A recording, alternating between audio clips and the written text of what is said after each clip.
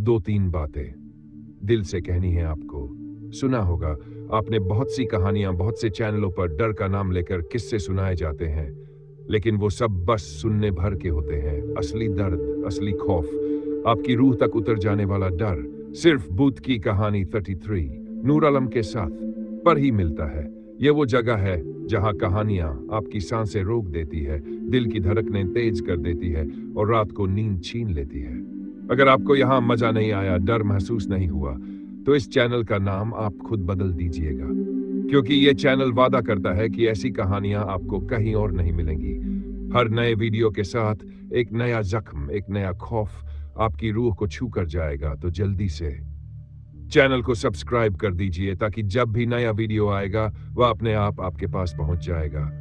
और अगर दिल की धड़कनें तेज हुई, डर ने वाकई मजा दिया, तो लाइक दबाकर हमें बताइए, क्योंकि बुक की कहानी 33 नूर आलम के साथ पर डर कभी खत्म नहीं होता। अब तैयार हो जाइए और कहानी के अगले अंधेरे मोड़ की ओर। भूतिया कहानी। पुराने तालाब का अंधेरा बरगदपुर गांव, चारों तरफ खेत, बीच में टूटी हवेली और गांव के बाहर एक पुराना तालाब जिसके बारे में कहा जाता था कि उसमें कोई अपना चेहरा देख ले तो उसकी मौत तय है। लोग कहते थे तालाब की परछाई इंसान की नहीं होती, भूत की होती है। औरतें शाम के बाद उस रास्ते पर नहीं जाती थीं। बच्चे तालाब का नाम सुनकर ही डर जाते थे। लेकिन गांव के लड़के अक्सर मर्दांगी दिखाने के लिए वहीं जाते और लौटकर बड़े बड़े किस्से सुनाते। 3 दोस्त थे, अर्जुन, रमेश और सुरेश। तीनों की उम्र 20-25 के बीच, दिलेर भी और जिद्दी भी। अर्जुन हमेशा कहता, ये सब दादी नानी की कहानियां हैं, असल में कुछ नहीं होता। रमेश हंसते हुए जोड़ देता, अगर भूत होता तो गांव के पंडित क्यों जिंदा रहते, रोज यहीं से जाते हैं। लेकिन सुरेश थोड़ा चुपचाप रहता, उसकी आंखों में डर साफ दिखता। उसने कई बार कहा था, मेरे बाबा कहते थे उस तालाब में रात को औरत नहाती है, पर वो औरत इंसान नहीं है। एक रात पौष का महीना था, सर्दी चरम पर, गांव में घना कोहरा छाया था। तीनों दोस्तों ने चौपाल पर बैठकर तय किया कि आज रात सच का पता लगाएंगे। अर्जुन बोला, आज हम तालाब पर चलेंगे और देखेंगे कि वहां असलियत में क्या है। रमेश हंसते हुए बोला, हाँ भाई, भूत मिलेगा तो उससे भी हाथ मिलाएंगे। सुरेश कांप गया, बोला, नहीं, कुछ गलत हो जाएगा। लेकिन दोनों की जिद के आगे उसकी भी एक न चली।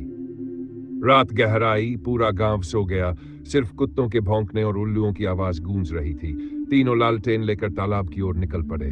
रास्ते में पेड़ हिल रहे थे, जैसे कोई अदृश्य हाथ उनकी शाखें हिला रहा हो। ठंडी हवा हड्डियों तक चुभ रही थी, लेकिन वे आगे बढ़ते रहे। धीरे धीरे जब तालाब के पास पहुंचे तो अजीब सन्नाटा छा गया, जैसे पूरा वातावरण थम गया हो। तालाब का पानी स्थिर था, लेकिन उसमें चांद की परछाई नहीं दिख रही थी। पानी एकदम काला था। अर्जुन ने आगे बढ़कर कहा, देखा, कुछ नहीं है, और उसने हिम्मत दिखाने के लिए पानी में हाथ डाला। तभी अचानक लहरें उठी और पानी से आवाज आई, क्यों आए हो यहां? तीनों दोस्त ठिठक गए।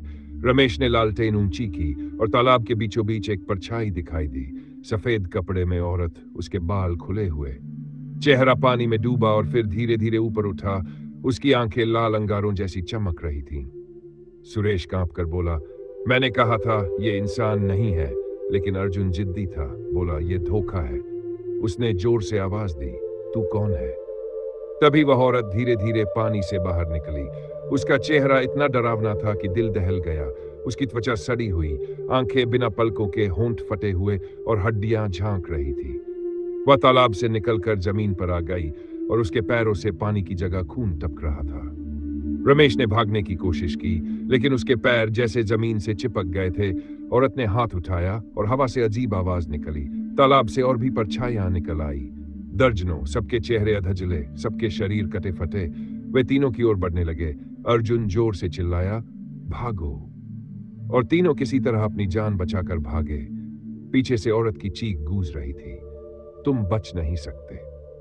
गांव लौटकर जब उन्होंने सबको बताया तो बुजुर्गों ने सिर झुकाकर कहा, तुमने बहुत बड़ी गलती की है।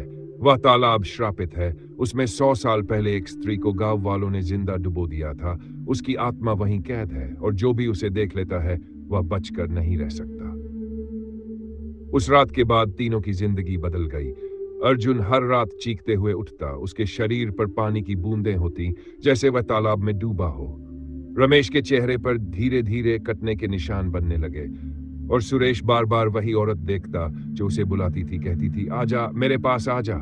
गांव वाले कहते हैं वह तालाब आज भी वैसा ही है। रात को वहां से औरत की हंसी और चीख सुनाई देती है, और अगर कोई हिम्मत करके पानी में झांक ले तो उसकी परछाई इंसान की नहीं होती।